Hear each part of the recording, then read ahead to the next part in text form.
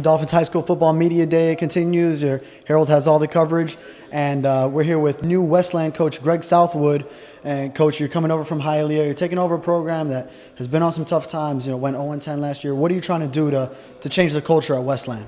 Install discipline and a winning attitude with these players, because I have a state championship ring, so not like I'm trying to rush to get a state championship ring. So I mean, what I learned throughout the years from all the coaches I learned of, like Coach Dunn and Coach Welch at Miami High, even Coach Hendricks when I was at Miramar years ago, I can instill that within me, add my flavor to it, and pass it on to these young men. Yeah, so how have you taken this project? Because you're used to being on winning teams that are competing for championships, and now you're trying to build one from the bottom up. So what's this experience been like for you?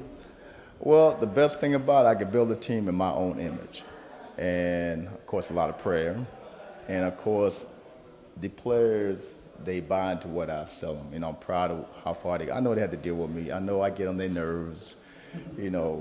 What player don't get on what coaches don't get on the players' nerves anyway. So I mean, as long as they continue to stick with it and work hard, they'll be successful. I told them many times, I say, we could be down 21-0 in the first quarter, but the game's not over with. We still got another 3 quarters to step up and take care of business. I gave an example of the '92 playoff game between Buffalo and Houston.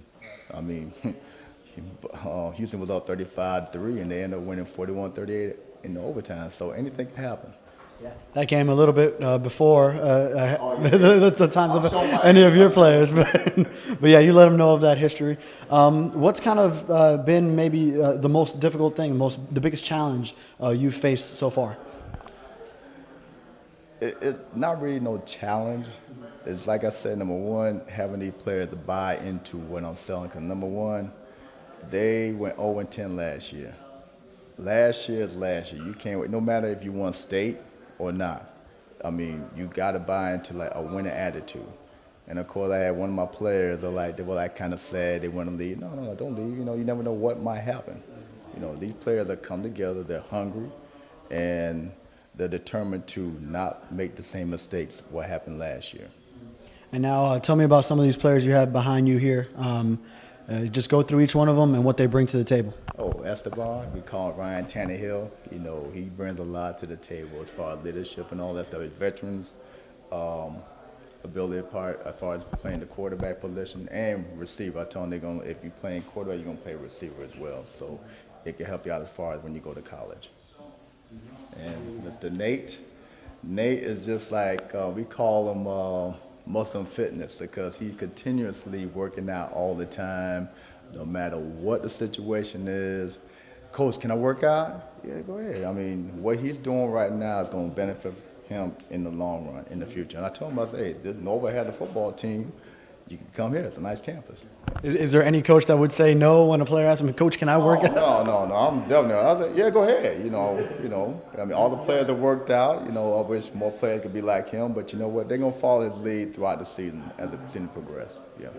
Arturo came out of nowhere during spring, and I mean, he got an award for spring for being a player that what was it again? Yeah, most improved player during spring. So he's done a lot. I mean, I'm proud of him, all of them. Amir. We know we talk. Sometimes we have to give him like incentive. Like, okay, if you catch this ball, your teammates will not have to run. And of course, he gets determined like to catch the ball. He also got the most improved player during spring. So they came, both of them. They're like brothers, stuck at the hip, and they worked hard. Proud of them. And no pressure in practice, huh? For me, nah. They hear because they don't want to do push-ups. That's why. But anyway, Frank, he's another player that came. He had a little. Of course, he was injured last year. Okay, so now this year he's ready to rock and roll in the senior year. So I mean, I'm proud of them, and they're gonna make me look good, because you're only as good as your coaches and your players. It's not even about me. I told them, I said, I'm on the sideline. You're playing. I used to be where you were at, but now this is your time. I can't get back my high school eligibility to play. I'm 46 years old. No, I'm not gonna. So now you mentioned the players you have now with this group of guys. What are some realistic expectations for this upcoming season? Well, we want to start. Basically, we want to at least win some games. You know, that's a cliche, but still, compared to last year, we want to win some games and score some points, and we want to be competitive in every game. Whether win or lose, we want the other team. We want to make the other team know that okay, they have played us. Like we won the game, but we don't feel like we won the game because they really kicked out behind, but they won on the scoreboard. But from what they were telling the other people that interviewed them, and from what I've seen, I figure they want to change the atmosphere, go 10-0, and it's possible. Anything's possible. Anything's possible. So, you know, that's why you play the game.